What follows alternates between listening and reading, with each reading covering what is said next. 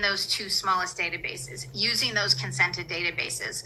And our policy is to stick with just those databases because of the concern that the public could turn against this tool. We don't want to just solve one case and lose out on being able to use this for potentially hundreds of thousands, millions of cases in the future that will be in the benefit of public safety. And so that is the decision that we have followed. And those are the best practices that I have promoted from the very beginning and advocated for.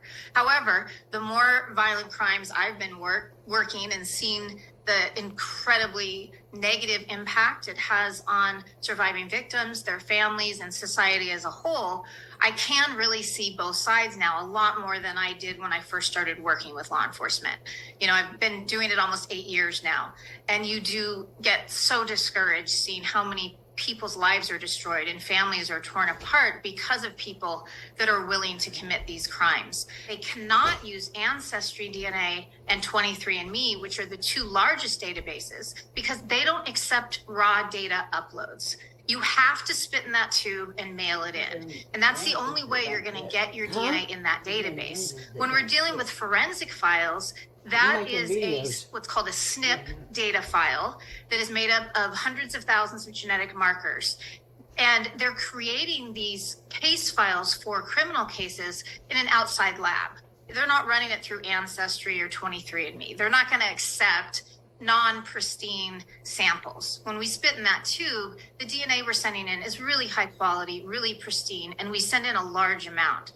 And so when we're dealing with these forensic samples, they're often tiny amounts of DNA, touch DNA in this case.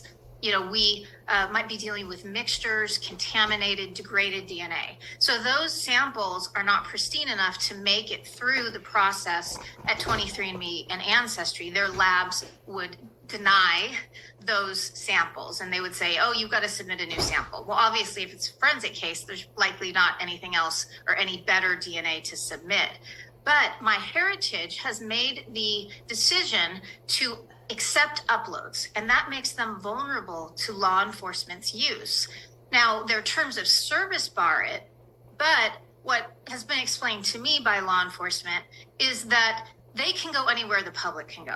So if you and I can upload a raw data file into MyHeritage legally, so can law enforcement. And so it's really not a legal question.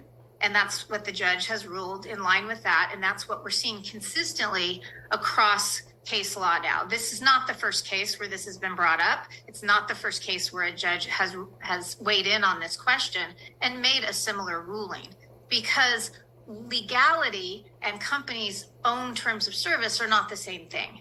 And so that is how the FBI is able to legally use that non-consented database, that database that has their own set of terms of service, because the public can use it. And it is case law that law enforcement is allowed to go anywhere that the public is. So it's not a question of legality. I'm not at all surprised the judge ruled the way that he did in this case. It's really more a question of public perception. This is an ethical question, not a legal question. And so the reason I've always argued against using the MyHeritage database or any database that it's against their terms of service and that people haven't been able to make that decision for themselves, whether they want to help law enforcement in this way or not, is that it really could have a chilling effect on this incredible tool that's been doing so much good. This is a tool that fully relies on public support and participation. And so if people get a negative view of investigative genetic genealogy and law enforcement's use of this data, they could pull their data, they could stop DNA testing, and this tool would then not be able to be used for any of the good that we've been able to use it for. I mean, it really is an incredible tool to improve public safety, to get violent criminals off the streets, to stop serial killers and serial rapists from ever becoming that, because we can identify them after the first time. And so I can see that, I'm of two minds in this. I really think that we need to follow best practices and be ethical and responsible in this use of this incredible tool that we have built for human identification. But there's also this public safety aspect that we have to weigh. So we always have this tension between public safety and privacy, personal privacy. And we're seeing that in genetic genealogy all the time. Where do you draw that line? You know, we could have a national database where everybody would be required to provide their DNA, and intimate violent crimes would be solved immediately, right? So that would be fantastic for public safety and saving lives. But most of us don't want that. We don't want that much infringement into our personal privacy. But with genetic genealogy, it's not everybody, but it's your cousins, right? If any of your relatives out to second cousins once removed have tested, that can lead to you, and even further out. Once you start getting to third cousins and further out, they're not all going to share DNA with you.